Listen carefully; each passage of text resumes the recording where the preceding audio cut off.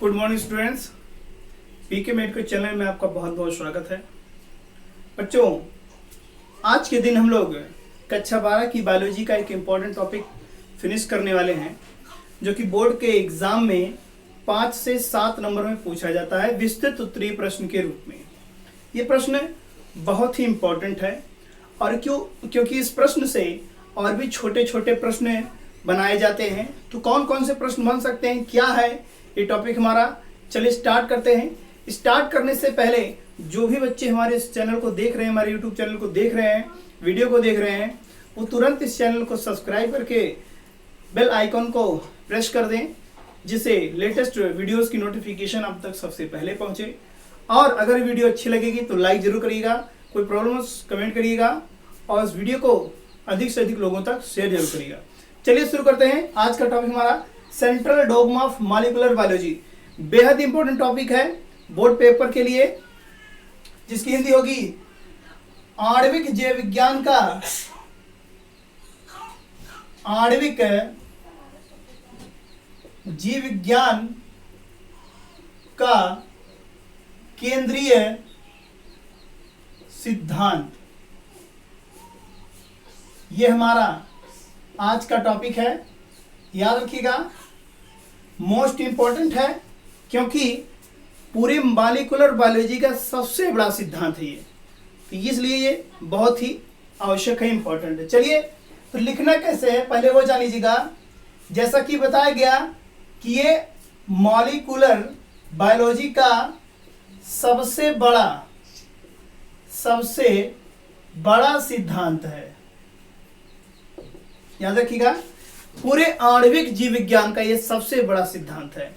इस सिद्धांत को सन 1968 में फ्रांसिस क्रिक ने प्रस्तुत किया था। ये इंपॉर्टेंट पॉइंट है।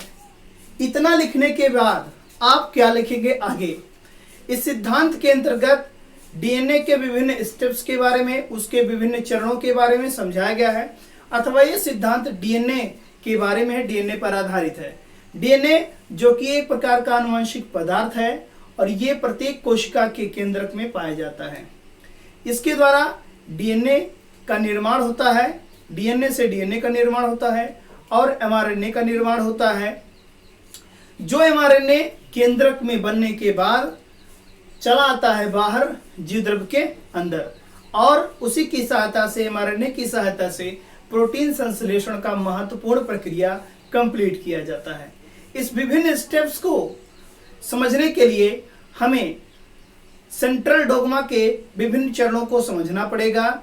तो आइए आगे लिखते हैं। क्या लिखेंगे हम कि जब एमआरएनए केंद्रक से निकल करके साइटोप्लाज्म में आता है तो साइटोप्लाज्म के अंदर ही उसी एमआरएनए की सहायता से प्रोटीन संश्लेषण का महत्वपूर्ण कार्य संपन्न होता है। सेंट्रल डोग्मा को निम्नलिखित चरणों के माध्यम से आसानी से समझा जा सकता है। इसके बाद हम हेडिंग्स बनाएंगे। सबसे पहला हमारा हेडिंग होगा डुप्लीकेशन। डुप्लीकेशन या रेप्लिकेशन, ये हमारा हेडिंग बनेगा। रेप्लिकेशन माने होता है द्विगुणन, ऐंठना। याद रखिएगा, आवश्यक जो है इसे मान के चलिएगा, इंपॉर्टेंट मान के चलिएगा, क्योंकि ये क्वेश्चन पूछा जाएगा तो जब भी पूछेगा 5 से 7 नंबर ही इससे मिलेंगे। तो रेप्लिकेशन या डुप्लीकेशन किसे कहते हैं वो हम जानते हैं। तो होता क्या है, डीएनए के द्वारा जब डीएनए का निर्माण होता है, एक नए डीएनए का निर्माण होता है, तब उस प्रक्रिया को हम रेप्लिकेशन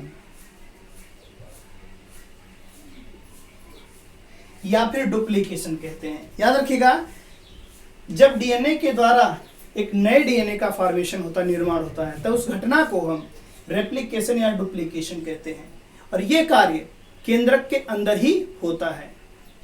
इस प्रक्रिया में डीएनए पॉलीमरेज,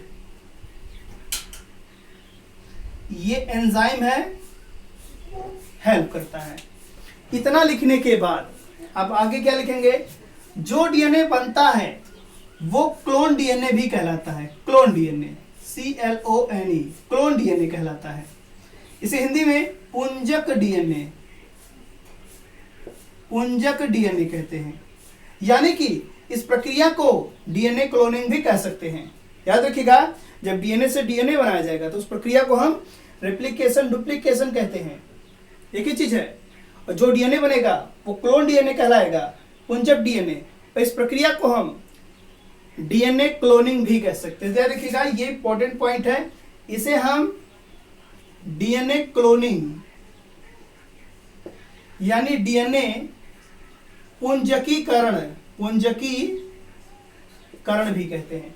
इतना लिखने के बाद आप ये समीकरण बना देंगे तो आपका ये हेडिंग फिनिश हो जाएगा। आगे चलते हैं, अगला चरण क्या होगा वो ध्यान देते हैं। तो नेक्स्ट स्टेप, सेकेंड स्टेप हमारा होगा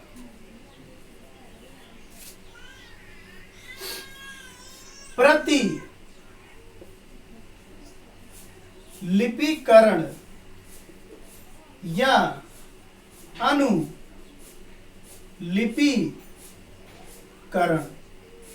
जिसकी इंग्लिश होगी ट्रांसक्रिप्शन। ये इंपॉर्टेंट हेडिंग है। आइए देखते हैं क्या होगा अब सेकंड चरण है, सेंट्रल डोगमा का ये सेकंड हेडिंग होगा, इंपॉर्टेंट है, सेकंड स्टेप है।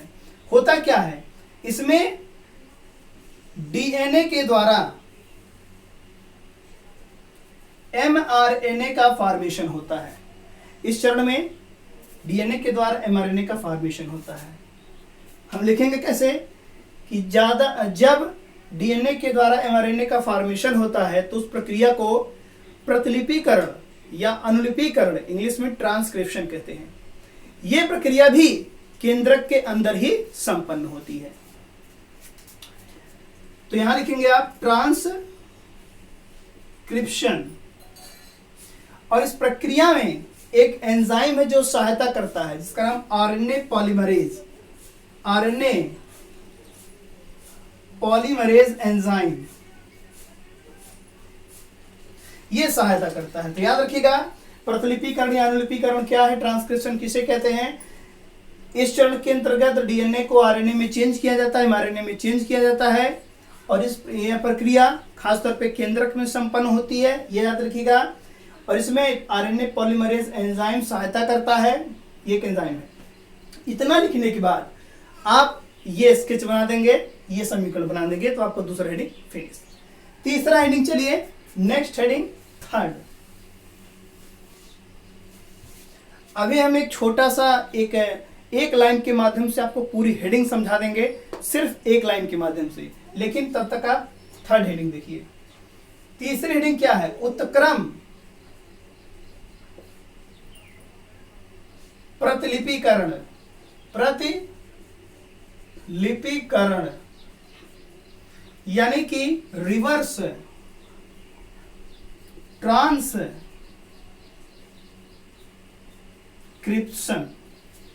इसमें क्या होगा, एमआरएनए के द्वारा डीएनए का फॉर्मेशन होता है। तो अगर कभी एमआरएनए के द्वारा डीएनए बन रहा है तो उस प्रक्रिया को हम रिवर्स ट्रांसक्रिप्शन कहते हैं। अभी आपने पीछे देखा था कि डीएनए से एमआरएनए बना है, अब क्या हो रहा है, एमआरएनए से डीएनए बन रहा है, यानी कि रिवर्स हो रहा है, इसलिए इसको रिवर्स ट्रांसक्रिप्शन कहते हैं। याद रखिएगा, ये क्या है, रिवर्स ट्रांसक्रिप्शन। और याद रखिएगा, यहां पर स्पेशली अगर देखा जाए तो रिवर्स ट्रांसक्रिप्टेज एंजाइम हेल्प करता है। कौन सा enzyme, reverse transcriptase enzyme help करता है। इस प्रक्रिया की खोज यानी कि रिवर्स ट्रांसक्रिप्शन की खोज, याद रखिएगा, टेमिन और बाल्टीमोर ने 1975 में की थी। तो टेमिन और बाल्टीमोर ने रिवर्स ट्रांसक्रिप्शन की खोज की थी, इसलिए रिवर्स ट्रांसक्रिप्शन को टेमिनिज्म भी कहा जाता है। टेमिनिज्म, यही है टेमिनिज्म। टेमिनिज्म भी कहा जाता है इसको।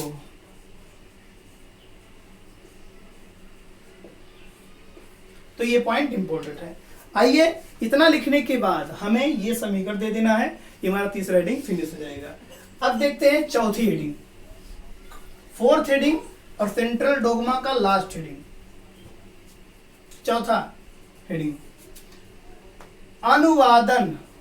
अनुवादन या इसे हम भाषांतरण कहेंगे, इंग्लिश में ट्रांसलेशन कहते हैं इसको।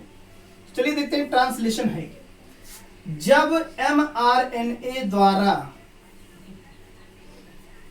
प्रोटीन का फॉर्मेशन होता है, क्या बनता है, प्रोटीन, तब उसी प्रक्रिया को हम ट्रांसलेशन कहते हैं। क्या कहते हैं, ट्रांसलेशन कहते हैं।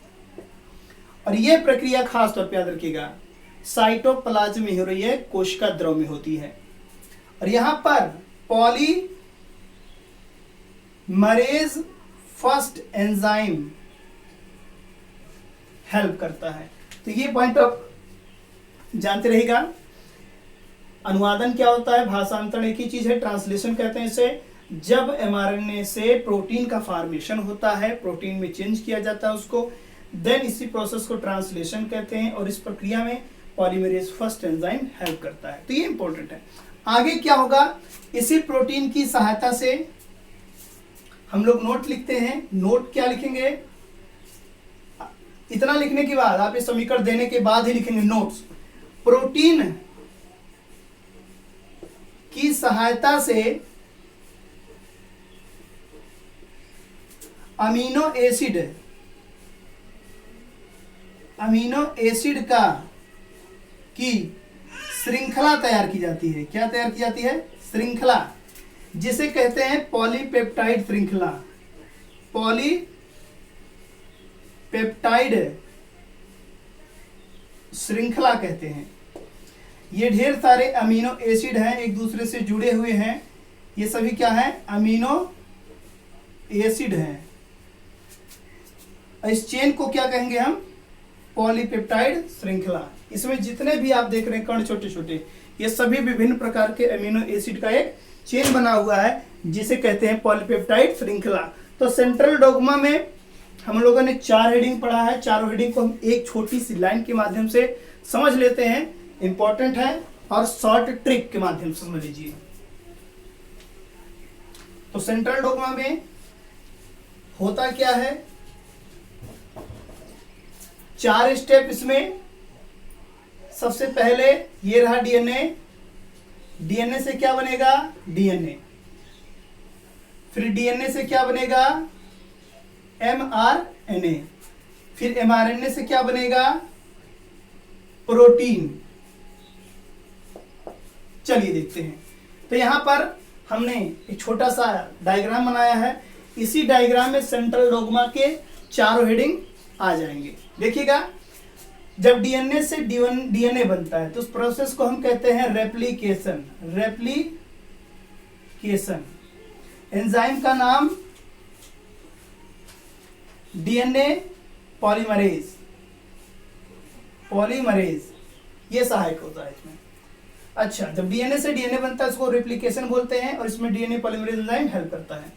डीएनए से जब mRNA बनेगा, एक तीर लगाएगा ऊपर की तरफ, सिर्फ नीचे की तरफ नहीं। तो इसे हम, जब डीएनए से mRNA बनता है तो उसको हम कहते हैं ट्रांसक्रिप्शन कहते हैं।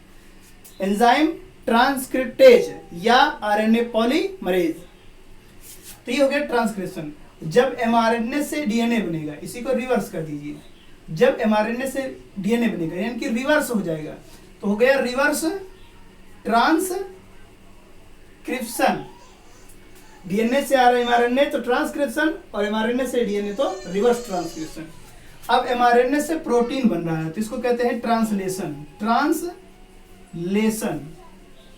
तो ये प्रोसेस हो गया ट्रांसलेशन, जब mRNA से प्रोटीन बनेगा। तो अभी बाकी मैंने बताया है कि इस प्रोटीन की सहायता से अमीनो एसिड की एक श्रृंखला बनेगी, छोटी छोटी अमीनो एसिड की आपस में जुड़ी श्रृंखला, जिसे पॉलीपेप्टाइड श्रृंखला कहेंगे। ये काम साइटोप्लाज्म में होगा। तो सेंट्रल डोग्मा के अकॉर्डिंग हम लोग इतना लिखा है। ये आपसे 5 से 7 नंबर के अकॉर्डिंग पूछा जाएगा विस्तृत रूप प्रश्न के रूप में, जिसे आप बढ़िया से क्लियरफाई कर लेंगे।